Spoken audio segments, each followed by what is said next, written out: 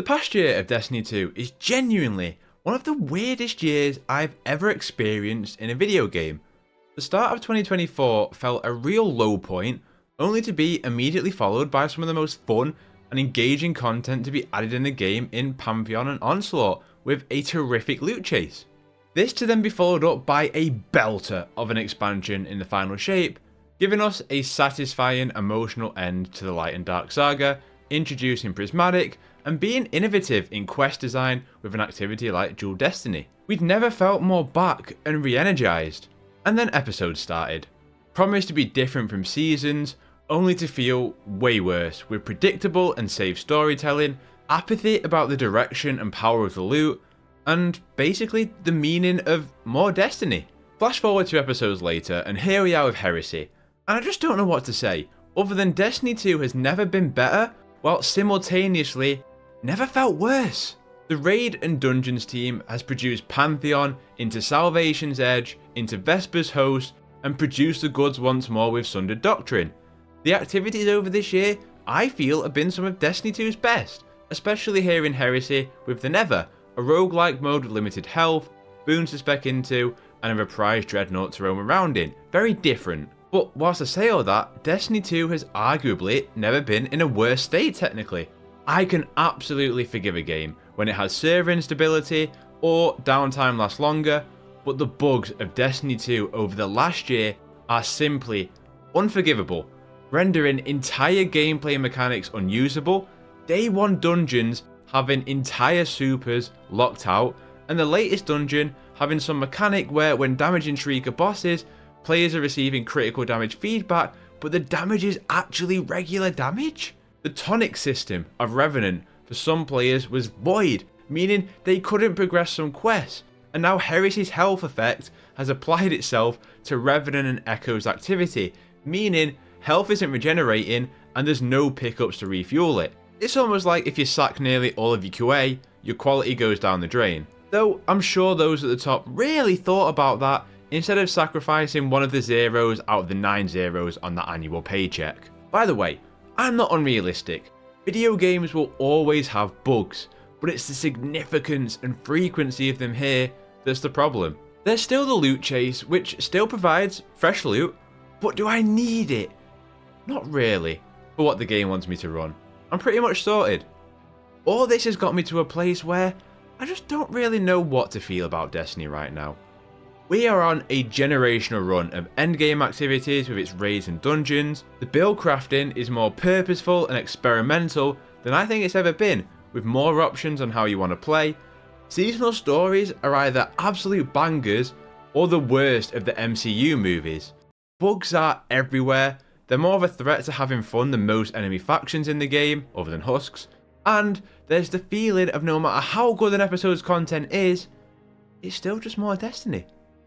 Destiny 3 ain't coming, but a new saga is, and I just don't know how to feel.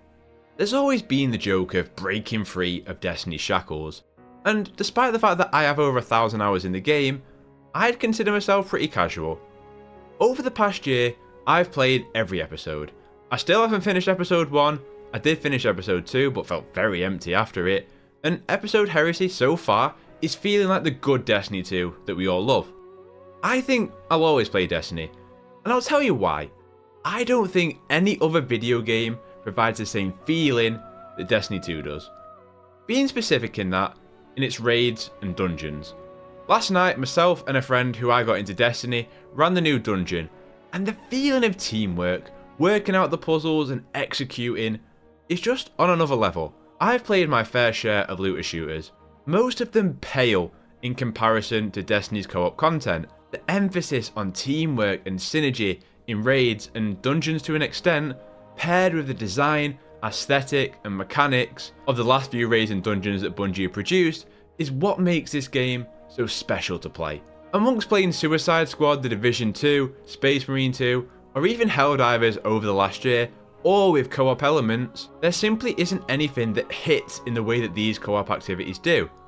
Sure, after 10, 20 runs, the fascination of them dies down, but they are simply some of the best experiences still in video games, and I think they're only getting better.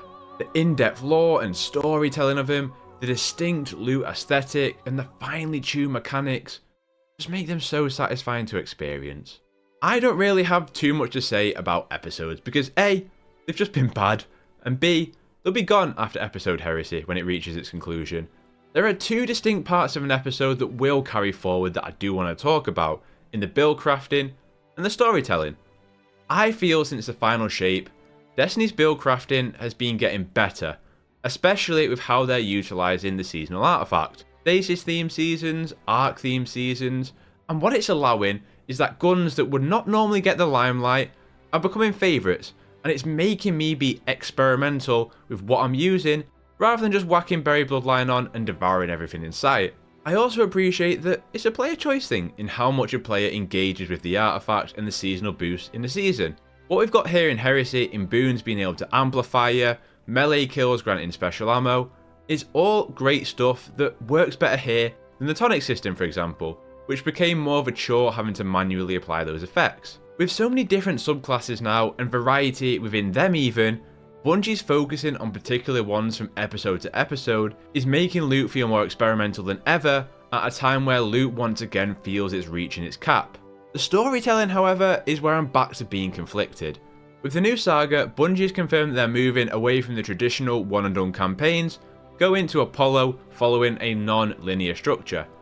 I like the sound of the concept, we'll have to see about the implementation. But once again, Destiny has had that post-expansion story cycle of nothing but just mid following the expansion, and right before the next expansion hits, that mystery is once again created, a story that is worth logging in for week to week. Who gave the command to kill? Spoiler. Where is, spoiler, now? What said the heart locked away in Rook's pyramid? Fascinating questions that's got me watching every buy video again. But Echoes and Revenant were just bad, man. Another redemption story? I mean, come on. If Bungie wrote the MCU, Thanos would have snapped away half the universe, and 3 MCU movies later, be saving it from Doctor Doom or Galactus or whatever. The inconsistency of Bungie's storytelling is a frustrating one, and with this new expansion, so much is riding on it. The ability to entice veteran players to stick around, the ability to welcome in new Guardians with a new setting, new mystery.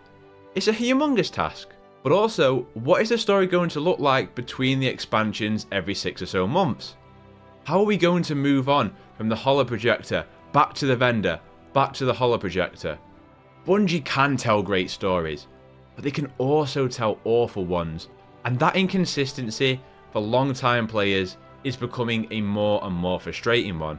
Look, it's not easy to whip up Oscar-worthy stories, but this new saga does need a more consistent quality of storytelling than what the last year has provided. The whiplash from the final shape to episode Echoes, it was rough. Loot is another problem where, I don't know man, it really feels like we are hitting a cap on loot. There is going to be this new tiered system, and yeah, with how much better the build crafting has got, it would definitely help and assist it. But at the same time, I can't help but wish for a sunset. A sunset where everything you've gathered so far works for light and dark saga content, and when we get into Apollo and Behemoth, we have these new loot pools and doubling down on the systems that are working in both Heresy and from Into the Light.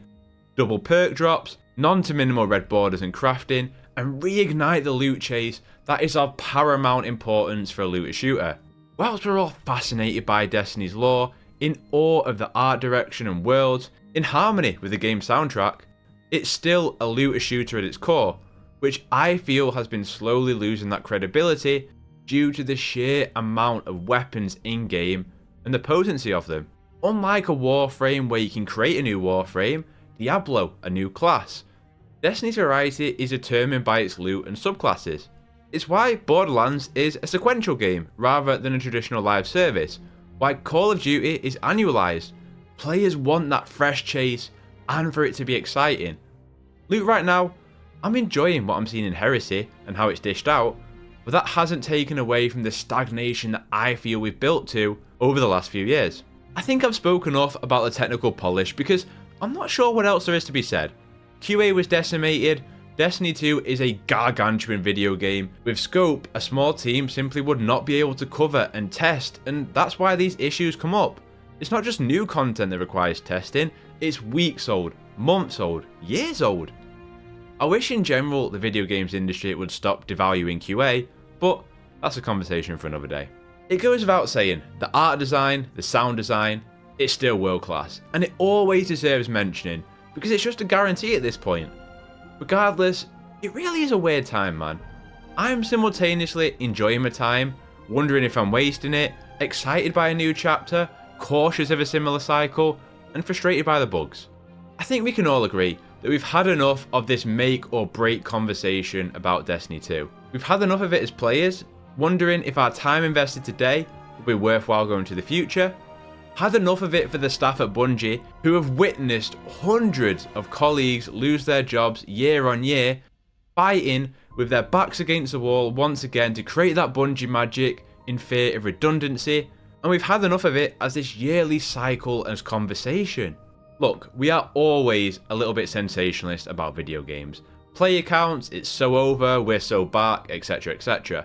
But it's 10 years of this franchise now. It just can't keep going on like this. The same conversations about Destiny, about Bungie, even if it has been different problems from year to year.